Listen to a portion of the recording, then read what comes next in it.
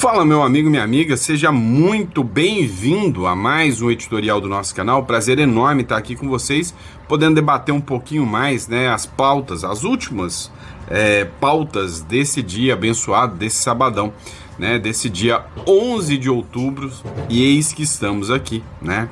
Mas vamos lá, pessoal, a gente precisa entender um pouquinho o que está rolando, o que está acontecendo, né, no Brasil e no mundo. O Donald Trump, vocês devem estar sabendo, fez uma declaração na sua rede, o Truth Social.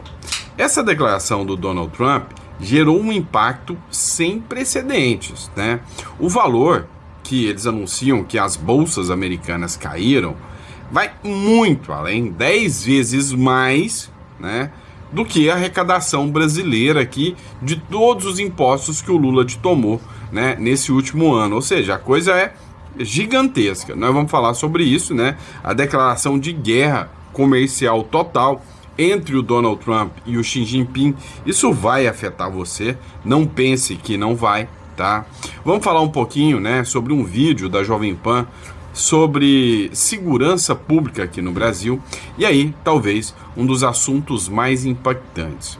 O caso Felipe Martins, que está dando uma dor de cabeça muito grande para o ministro Supremo Alexandre de Moraes. Mas, pessoal, cá entre nós, o porquê que esse caso do Felipe Martins está dando tanta dor de cabeça assim para o Alexandre de Moraes? E o que, né, esta publicação, que envolve aqui o Guilherme Amado do Metrópolis, né, tem a ver? Nós vamos falar um pouco, né, sobre essa situação.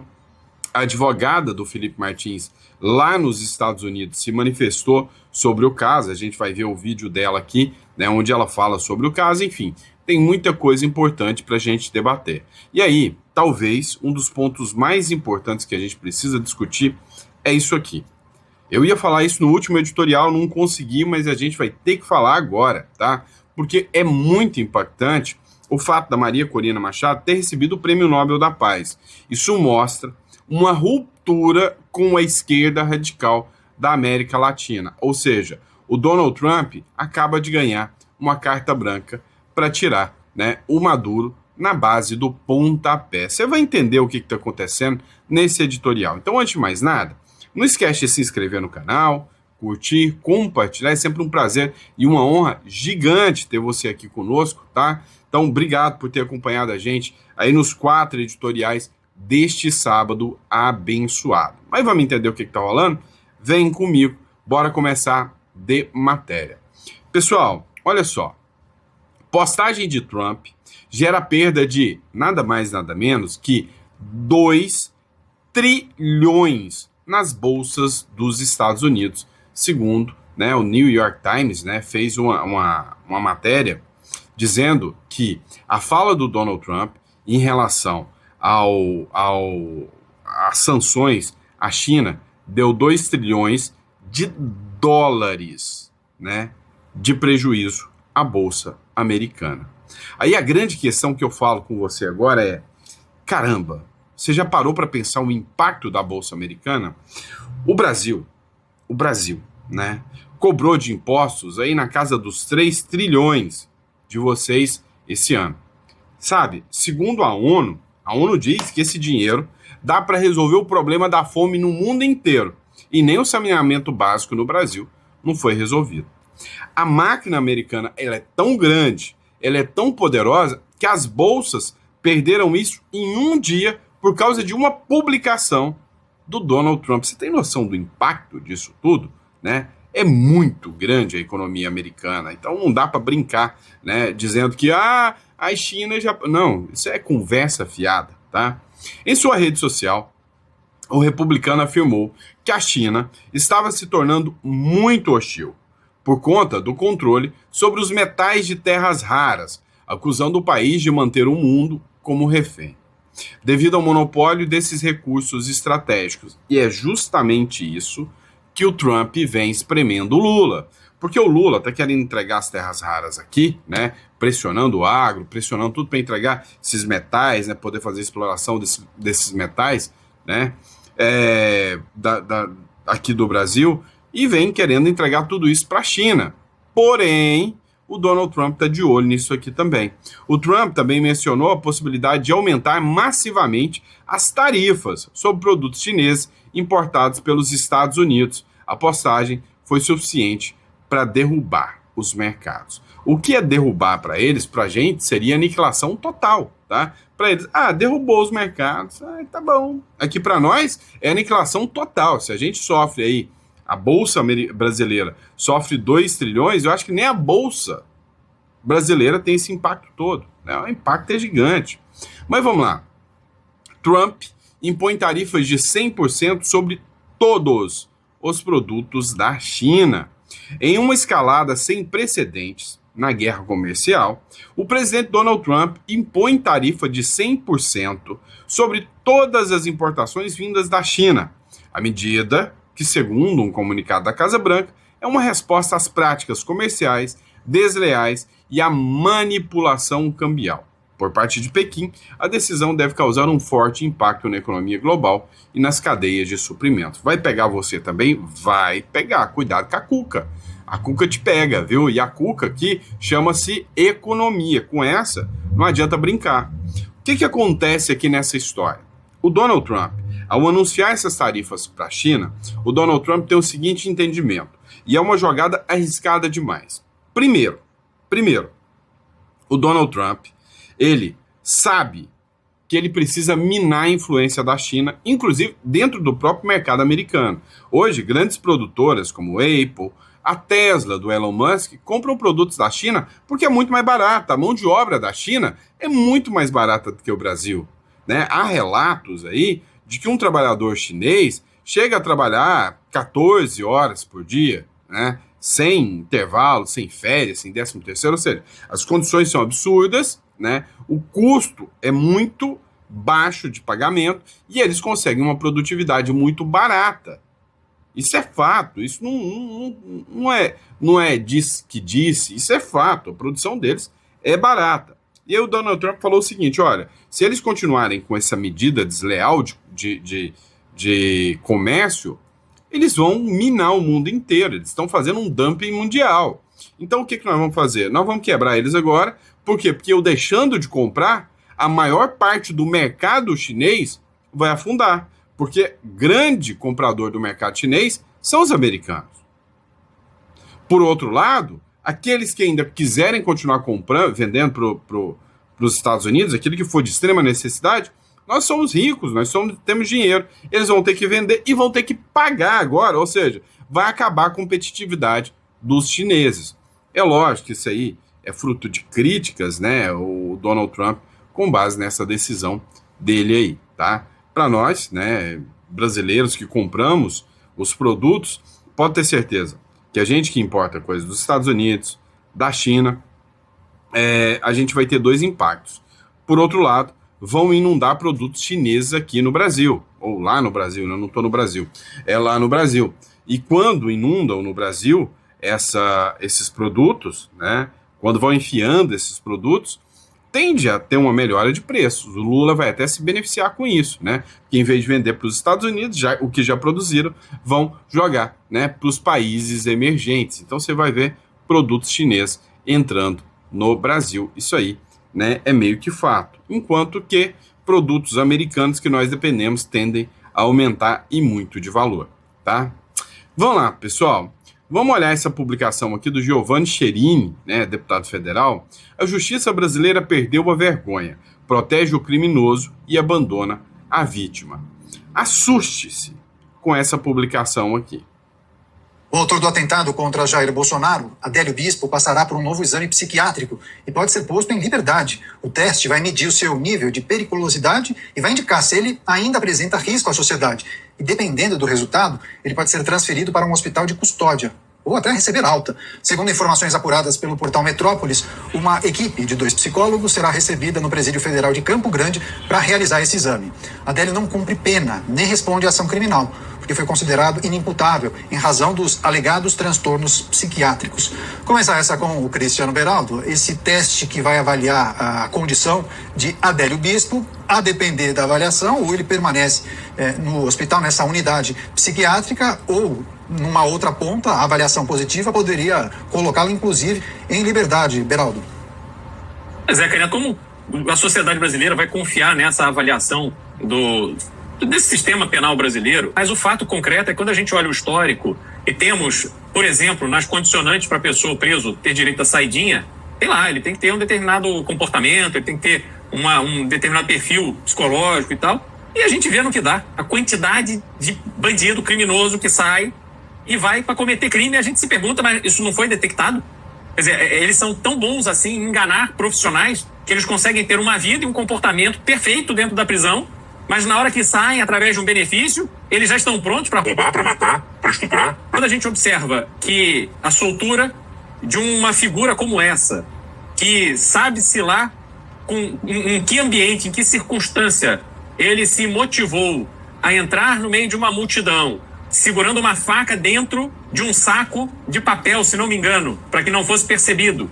E, de repente, ele vai até o candidato que está ali fazendo campanha e tenta tirar a vida de um candidato. Quer dizer, esse sujeito, ele não tem o mínimo exigido para ter uma convivência em sociedade. Que o funcionamento da justiça criminal brasileira nem sempre está em sintonia com o que nós consideramos como lógico e moral. Para mim, é lógico que Adélio é perigoso. Eu não tenho nenhuma dúvida disso. Se ele tem consciência do que fez, ele tem que ser punido. Embora a gente saiba que as punições da justiça brasileira para crimes violentos são ridículas. Mas é o que tem para hoje. Agora, se ele é inimputável, se ele não tem consciência do que faz, imaginem vocês. Ele dá a facada em alguém sem saber que deu. Bom, para mim, ele tem que ficar internado então o resto da sua vida. Porque amanhã, se ele sair, ele vai dar uma facada ou fazer uma coisa pior com outra pessoa. Mas o que existe hoje no sistema de justiça criminal brasileiro é o domínio, a hegemonia daquela filosofia que diz: para o criminoso, tudo. Para a vítima, o sofrimento e o esquecimento. Pois é, e sabe o que é mais impressionante? O que mais me chama a atenção nesse caso, Adélio Bispo? Sabe o que mais me chama a atenção, né? Como um todo? Hoje, tudo para o Supremo Tribunal Federal é quadrilha, é organização criminosa. Ah, o Bolsonaro publicou uma coisa nas redes sociais. Não, é uma quadrilha, porque um monte de gente republicou. Ah, fulano fez um vídeo falando do STF. Ah, é quadrilha, porque um monte de gente foi lá e deixou comentário. É quadrilha, é formação de quadrilha, é organização criminosa. O Adélio Bispo, que teve advogados ali esperando, essa história é muito esquisita. É um lobo solitário, uma figura que agiu sozinha.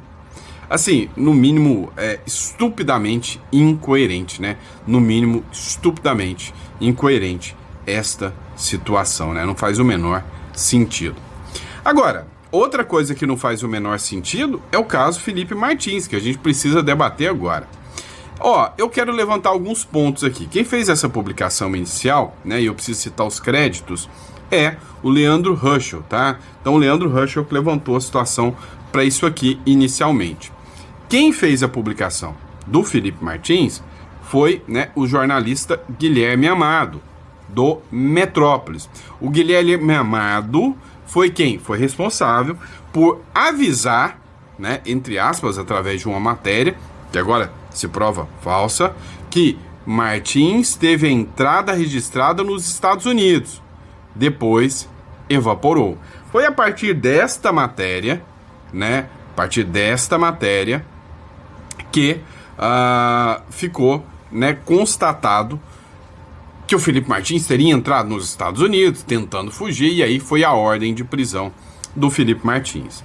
É nítido, é claro, é evidente que essa ordem de prisão do Felipe Martins era para pressioná-lo para fazer, né, uma delação premiada. O menino jovem, não é militar, esse aqui é fácil da gente pressionar ele para conseguir, né, que ele seja um delator, igual o Mauro Cid, né? Ele não foi, ele falou: eu não tenho nada para delatar, eu não vou falar nada. Pois é, o Guilherme Amado disse que um documento que constava num site do governo americano é que dizia que o Felipe Martins entrou em Orlando em 2022. Isso aqui foi lá em 2023, tá? A publicação. Aí a grande questão que fica aqui é: Como que ele sabia? Quem avisou para ele que tinha esse documento lá dentro do site americano? Ou ele surgiu do nada e falou, deixa eu investigar se alguém lá do Bolsonaro deu uma entrada nos Estados Unidos, eu vou ver se eu consigo esse documento, sendo que o documento não era aberto ao público, né? Como é que ele conseguiu isso? Esse é o grande ponto, né? Essa é a grande sacada. Olha só o que o Leandro Ruschel escreveu aqui e que merece, né, a gente fazer uma análise aqui sobre esta situação, né? Olha só o que ele disse.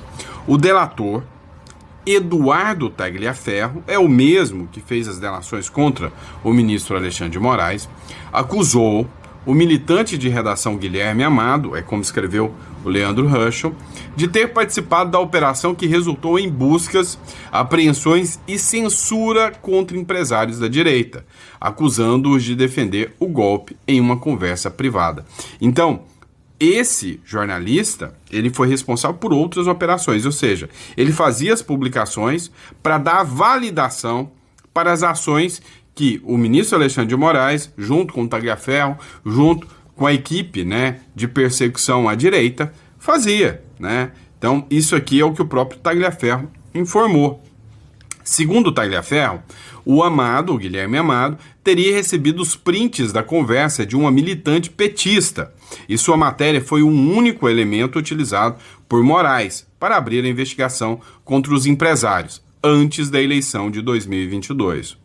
O denunciante afirma ainda ter elaborado um relatório após o episódio.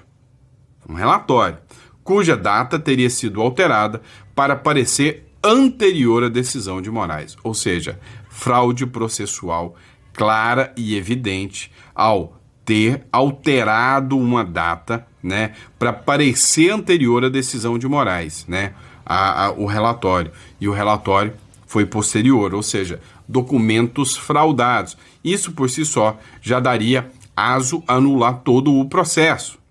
Agora, diante da confirmação pelo Serviço de Alfândega e Proteção de Fronteiras dos Estados Unidos de que o registro de entrada de Felipe Martins foi adulterado para justificar sua prisão e considerando que Guilherme Amado foi o primeiro jornalista a divulgar a falsa informação, fica a pergunta inevitável. E aí? Quem entregou esses dados? Quem repassou esses dados para o jornalismo brasileiro? Quem solicitou isso, né? Tem um nome e alguém será, né, exposto. O Sóstenes Cavalcante fez uma publicação de um trecho de uma matéria da Oeste Sem Filtro, né, que discutiu exatamente esse caso Felipe Martins. Moraes negou que Bolsonaro fosse a posse do Trump usando as provas do Felipe Martins, olha só. E eu recebo essa notícia com naturalidade, porque é algo que já sabíamos, já comprovamos no processo, né, inúmeras vezes. Ocorre que agora nós temos uma manifestação do órgão oficial que cuida da imigração nos Estados Unidos, afirmando categoricamente que não apenas que Felipe Martins não entrou, mas que as autoridades brasileiras utilizaram-se de um registro falso para embasar a manutenção, ao menos, de uma prisão. E vale aqui lembrar algo que o Marcília ele citou há pouco, que as cautelares que atingem todos os investigados da petição 12.100, no que diz respeito a passaportes, a retenção de passaportes, e inclusive citado pelo próprio ministro Alexandre de Moraes, quando ele negou a autorização ao Jair Bolsonaro para que ele fosse aos Estados Unidos na posse do Donald Trump, ele usou e citou, né, o caso que Felipe Martins teria viajado aos Estados Unidos e não mais retornado. Então o seu local era incerto e não sabido, sendo que Felipe já tinha ficado a época dessa decisão, 6 meses preso e ainda está cumprindo cautelares, porque no processo Alexandre de Moraes jamais reconheceu que Felipe Martins não deixou o país e que, portanto, não existe risco de fuga. Tanto é que as cautelares foram mantidas e ele utilizou, inclusive, esse argumento, esse fundamento, para reter o passaporte do ex-presidente Jair Bolsonaro. Pois é, mais uma informação que chega aqui agora, né? E aí, cada vez fica mais gritante, né, a situação de ilegalidade, né, neste caso. Dá uma olhada, né, o que disse aqui a advogada, né, que fez uma nota sobre o caso Felipe Martins. Acompanha aqui comigo. Olá pessoal, aqui é a Ana Bárbara, advogada do Felipe Martins aqui nos Estados Unidos, e estou aqui para compartilhar com vocês que o governo americano acaba de se pronunciar formalmente dizendo que o Felipe Martins não entrou nos Estados Unidos no dia 30 de dezembro de 2022. Essa nota vem como uma nota pública do Departamento de Proteção das Fronteiras Americanas, que é justamente o órgão responsável por manter esses registros. Na nota, o Departamento de Segurança das Fronteiras dos Estados Unidos diz que conduziu uma investigação e que foi então determinado que essa entrada não aconteceu, o que já viemos provando aí há muito tempo. Mas a nota, ela traz especificamente uma condenação do uso dessas informações pelo ministro Alexandre de Moraes, determinando que esse uso viola os direitos humanos de Felipe, o que sabemos muito bem que é o caso. Afinal, Felipe Martins segue em regime de prisão domiciliar até a presente data.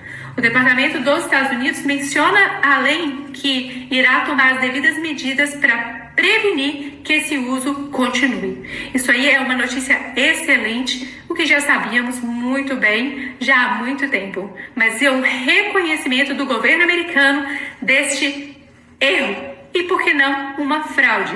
Essa segunda parte, que é uma fraude, estamos trabalhando para provar, e não só isso, iremos sim atrás de quem fez isso e responsabilizaremos todos os envolvidos.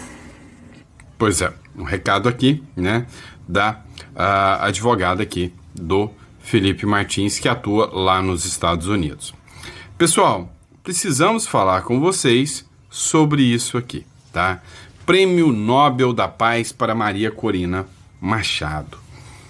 Isso muda alguma coisa na sua vida? Isso muda alguma coisa no posicionamento, né, mundial em relação às arbitrariedades aqui da América Latina? Sim. E você vai entender o quanto isso aqui é grande e poucas pessoas estão dando a devida atenção a isso aqui. O Nobel da Paz homenageia, isso é uma matéria do Estadão, o Nobel da Paz homenageia com justiça luta de Maria Corina Machado para dar aos venezuelanos a esperança de recobrar a democracia. Luta essa que Lula, infelizmente, nunca reconheceu. É o Estadão batendo no Lula aqui, hein? Um Nobel para a coragem, laurear Maria Corina, é uma resposta, ainda que indireta, a esses democratas seletivos que sacrificam os valores democráticos sob o altar das afinidades ideológicas. Ou seja, chamou o Lula aqui de hipócrita, né? De democrata seletivo, de figura que, quando o ditador é o amiguinho dele, tá tudo bem, tá tudo bem. Só que é o seguinte, dá uma olhada nessa publicação e nessa análise do Ariel aqui, do impacto desse prêmio Nobel para Maria Corina Machado. Nobel da Paz para Maria Corina Machado é formalização de Maduro como ditador para o resto do planeta inteiro. E aí, o Donald Trump acaba de ganhar a carta branca de que pode chutar o traseiro do bigodudo. Para o regime do Nicolás Maduro é um golpe no coração dessa ditadura que está muito acostumada à impunidade e a um silêncio externo bastante significativo até nesta região.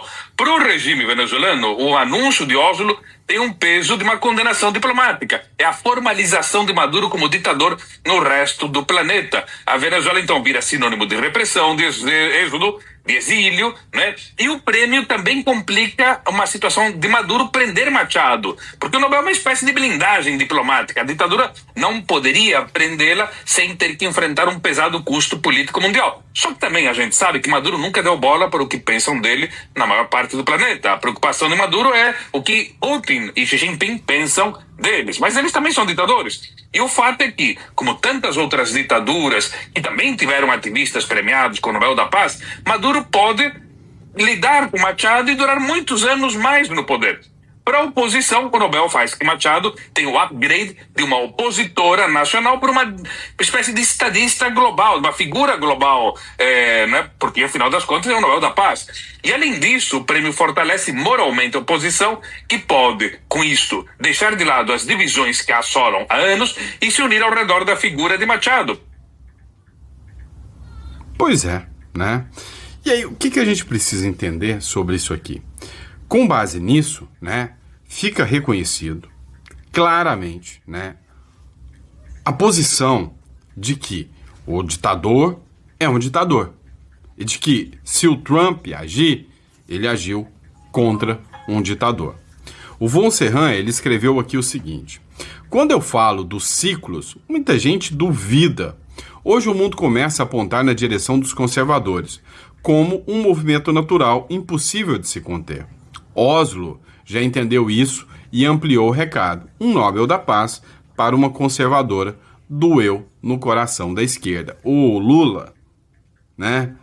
Pelo amor de Deus, nem uma nota. Silêncio ensurdecedor dos mequetrefes da esquerda aqui. Né? Silêncio ensurdecedor.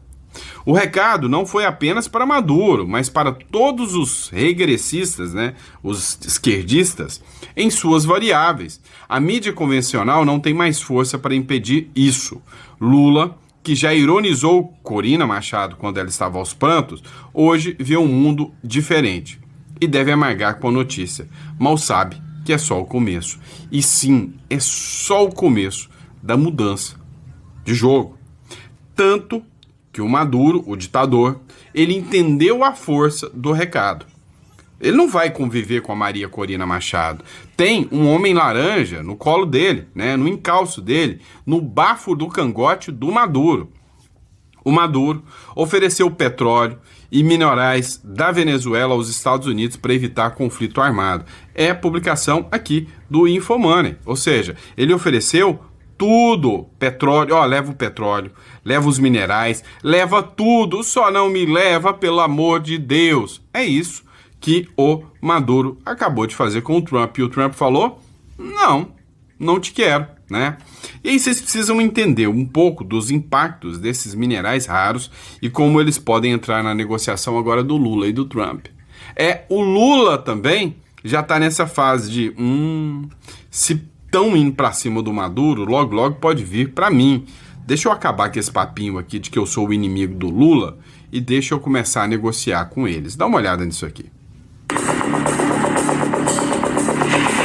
Os Estados Unidos estão interessados, sim, nesses minérios. Minerais raros. Minerais e terras raras. Minerais raros aos minerais críticos e estratégicos. Minerais raros. Terras raras. Esses minerais estratégicos. Terras raras, terras raras. Terras raras. Terras raras. Terras raras, minerais críticos. Mas o que são exatamente essas coisas e por que elas são tão importantes no mundo de hoje? Bom, para a gente entender melhor isso, a gente precisa recorrer a uma velha amiga nossa lá do ensino fundamental. A tabela periódica. Estes são os minerais raros, segundo o Departamento de Energia dos Estados Unidos. Eles são motivo de disputa entre governos pelo mundo porque são essenciais para a produção de itens de tecnologia e até armas. O neodímio é usado na fabricação de ímãs para motores elétricos e turbinas eólicas. Telas de televisão e computador precisam do ítrio e do európio. São eles que exibem cores diferentes dependendo da fonte de luz. Mas para a gente ir mais a fundo em tudo isso, eu vou precisar de ajuda. Oi, professor. Sérgio Miquelon de Souza é doutor em Ciência e Engenharia de Materiais pela Universidade Federal de Santa Catarina e professor da Universidade Federal do Amazonas. São minerais estratégicos, né? Quando a gente vê essa briga toda que existe no âmbito geopolítico, dá a impressão que é por causa do valor dele, do valor monetário, né? Mas a questão ele é estratégico porque os dispositivos tecnológicos dependem deles. O Serviço Geológico dos Estados Unidos já mapeou quem tem a maior concentração desses minerais. São 15 países. Entre eles, a Groenlândia, que o presidente americano Donald Trump já ameaçou invadir, a Ucrânia, que está em guerra com a Rússia e que Trump também já sugeriu receber minerais raros como forma de pagamento pela defesa americana. E o Brasil? O Brasil é considerado a segunda maior reserva, ou detém a segunda maior reserva de elementos raros a nível mundial. Mas não é suficiente ter as reservas. O Brasil não tem refino industrialmente ainda estabelecido. Hoje, quem domina o processo de ponta a ponta é a China, inimiga estratégica dos Estados Unidos. Para a gente ter uma ideia, o Chile, por exemplo, é dono de 23% da produção global de cobre, considerado também estratégico para novas tecnologias. Mas são os chineses os responsáveis por 44% do refinamento desse material. Eles têm a maior reserva, são os maiores produtores, é o país que refina a maior quantidade de terras raras, 85%. E ainda mais, a China produz 90%, aproximadamente 90% dos ímãs no mundo. E esses minerais são considerados raros porque são difíceis de serem extraídos.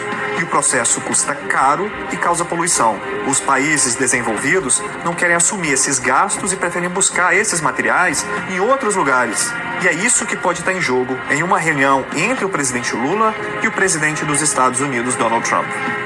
Professor, a gente sabe que o Brasil ainda não dominou toda a cadeia produtiva para a exploração dos minerais de terras raras. O senhor vê essa possível negociação entre Brasil e Estados Unidos mais como uma oportunidade ou como uma ameaça às nossas reservas? Nós temos as pessoas, nós temos o conhecimento, mas a gente ainda não tem isso maduro o suficiente para transformar esses materiais em produtos de alto valor agregado. Então, se existe uma parceria onde todos ganham, né, seria muito bom. Agora, se a ideia é levar daqui com baixo valor agregado para ser transformado lá, então a gente não ganha nada. Além dos interesses militares, há também pressão comercial. Os setores de tecnologia e carros elétricos, eles pressionam o mercado. A Agência Internacional de Energia, lá dos Estados Unidos, estima que até 2040 a demanda por minerais raros pode crescer até 400%. Pois é, o Brasil é aquele país que tem a faca e o queijo na mão, né? Só que tenta cortar do lado errado do prato, né? É uma sacanagem, né? Esse nosso país. Mas quem sabe um dia a gente ainda tenha um presidente que vai aplicar, né, a pauta séria, né, para explorar todas as riquezas que o Brasil tem e trazer essa riqueza para o povo brasileiro, né? E é isso, pessoal. Muito obrigado pela confiança, pela credibilidade. Eu vejo vocês no próximo editorial. Grande abraço, até amanhã.